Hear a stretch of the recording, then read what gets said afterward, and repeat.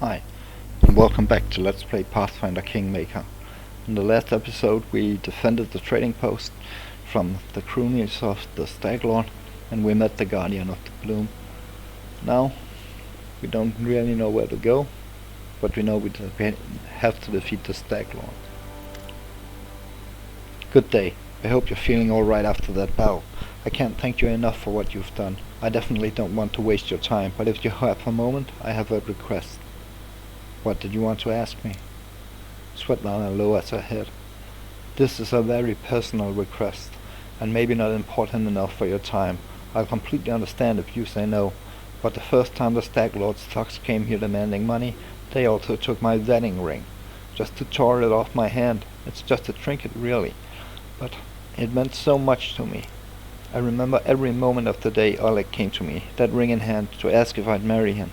I was standing in a fancy dress on the stairs of my father's home, fearing that I misheard something, or that I say something stupid and everyone around would laugh. Svetlana interrupts herself, shaking her head gently. If you happen to find my ring among the bandits' possessions, please bring it back to me. It's easy to recognize. My name is engraved inside the band. Svetlana drops her eyes, lowering her voice. There's one more thing. Among the bandits there's a dark-haired woman who wields dual axes. She's not bad in a fight. In fact, she can be extremely dangerous and cruel. But please, I beg you, show her mercy if you have the chance. I'd be happy to help, Svetlana. Svetlana nods. I'm so grateful for your help.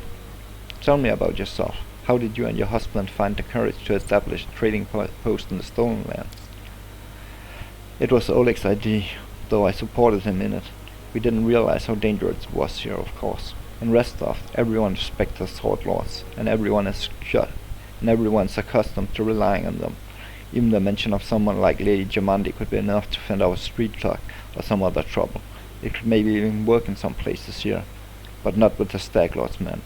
What can you tell me about the Staglord?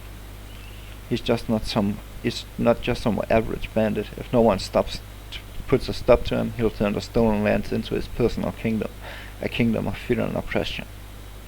It would be a kingdom of lawlessness. Once I dealt with the Staglord, your life would improve. I have to go. Farewell.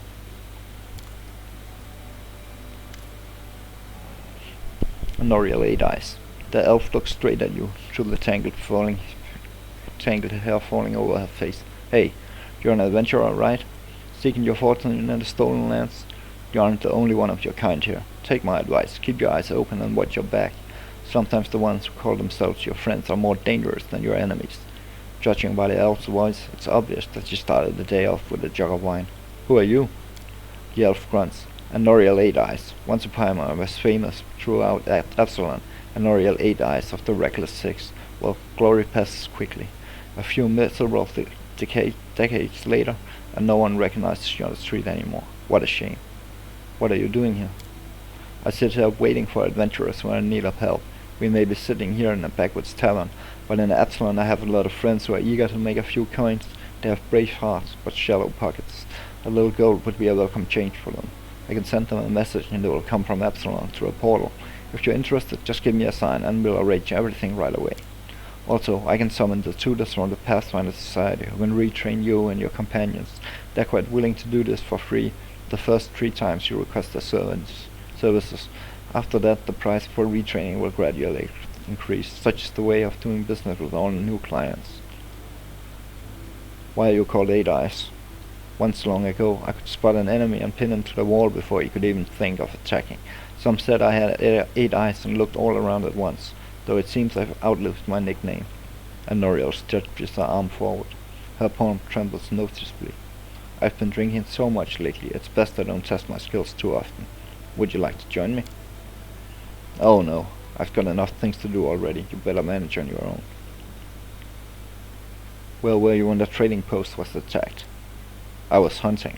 Got a little lost in the mist, which is the first time that's happened to me. I guess I should go easier on the drink, but don't you imagine I'd be scared of a good fight. If only I'd known I was missing all the action. But I see, you got everything under control. A famous Pathfinder here in the middle of nowhere. Why? You want to know how one could exchange the life of a Pathfinder for this sorry drunken rat hole? The light in Honoriel's eyes goes out as if someone has blown out a candle. You lose all your friends because of one scumbag, and you'll understand. I was the only one to return from the final campaign of the regular 6, and whatever is left of me can't be called a seeker anymore. And Noriel remained silent for a long time, as if wondering if she wished to poke the old wound. Here's the story. Our leader, Vermelt, was the best of us. Wise, brave, friends with everyone. One of those friends, Adivian Adrisant, sent him a disturbing letter. He stumbled upon the mention of some ancient books on the art of necromancy. Secrets like those are best left hidden forever. Trust me, I've seen what that kind of magic can do. The elf bites a lip. To make a long story short, these volumes were supposedly hidden in the catacombs of Gallowspire. We decided that the books should be retrieved and kept safe by the society. We gathered in a tavern, discussed the expedition, then proceeded to Osterlauf. It was a normal mission, a quick and quiet recovery. And Noriel smiled bitterly. But everything turned out to be much more complicated. We barely made it through the Witchgate Forest, all those terrible living trees, undead druids, and the arches of bone. It was a miracle we managed to make it out alive. We'd chosen Ren Church to stop at. It was marked on Vermel's map as a safe enough haven to hole up in and lick our wounds. How I wish that had been true. Vermel was the first to perish. He was attacked by one of the monsters hiding in the stables. It tossed him about like a feather and threw him down on an ancient well. His shout echoed for a long time, and I didn't hear the sound of him landing. And then Noriel pauses and turns away, hiding her eyes. Enough.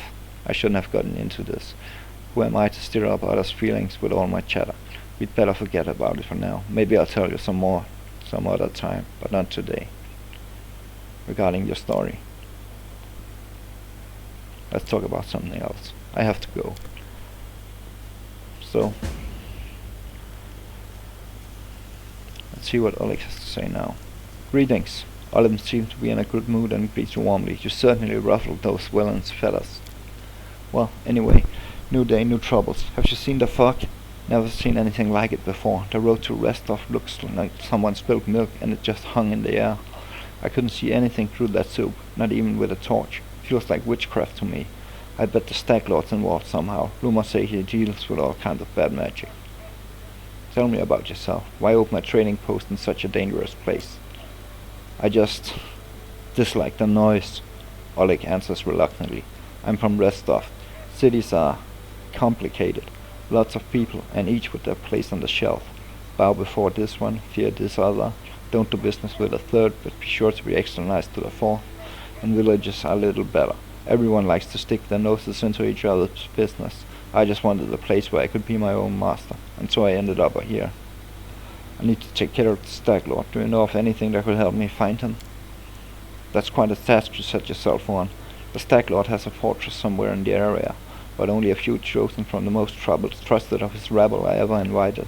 The location of this fortress is a heavily guarded secret, and with this fog hanging around, I imagine it would be even harder to find. I suppose you could try to follow the trail of those bandits who attacked the post before. They came from the southwest, from the side of the Thorn River. The fortress might be there, or at least some large camp of theirs sure where you can find information. What else can you tell me about the Stag Lord? Not much. Not like I sat down and shared a cup of wine with the man you know. But I think he arrived in the stolen lands less than a year ago, from what I've heard. But as soon as he got here, he took over everything. I rode to Rostov, tried to warn them that the Stag Lord was some typical gang leader, but they didn't listen. The rumors about him are horrible. He'll kill a person if they so much as disagree with him. He never reveals his face. Those who have seen him up close report the same thing. Ugly scars cover every inch of his skin, not covered by its clothes. The Stag Lord's past is a mystery. He just arrived one day. He was immediately a power to be reckoned with. I guess the most surprising thing about him is that he has many followers who admire him, as he has minions who obey him out of fear. He's got some inner strength in him, or maybe an inner madness. There are many who seem to follow him because of that madness, like it was some kind of virtue. Show me your wares, Alec. Nothing's too good for such a good person. We're going to sell all of this, except the torches. Where are the torches? Did we sell them by accident? I think we might have done that. Need to bring them back. It all makes sense. Okay. Now let's talk to Buchan. Bucking frowns as he ostentatiously examines the nearest wall, hands in his sleeves. Without turning to you, the old man finally says in a dull voice, "You want some potions? Can I help you in any way?" Bucking glances at you, suddenly interested. "Well, since you're asking, there's a cave nearby. I used to pick berries in there, but the place has been overrun by spiders. The berries are red, look a lot like raspberries. Fangberries, I call them. I'd be real grateful if you gathered a basket of them and brought them back. Just be quick if you do. They spoil quickly. Those spiders in the cavern are mean. Here, let me give you some alchemical fire. Crafted it myself. Burn those spiders to a crisp. That will teach them for taking over my Fangberry cave. I also need a bucket of moon radishes. They're a rare and mysterious plant. I don't know where to find them, but I know that the kobolds gather them and value them highly. It's not a huge deal. I'd do it myself if I were younger, but if you're willing, I'll pay you 3 potions for the berries and a purse full of coin for the radishes. Why do you need fangberries and moon radishes, Bucking? You want to know, huh? Well, I'll gladly tell you after you bring me some. Alright, I'll try to help. I should go. And this is where we're going to end this episode. Had all the talking done. And then now we're ready to go exploring in the next episode, but that will have to wait. Please leave any constructive criticism you have, and have a good day. Bye.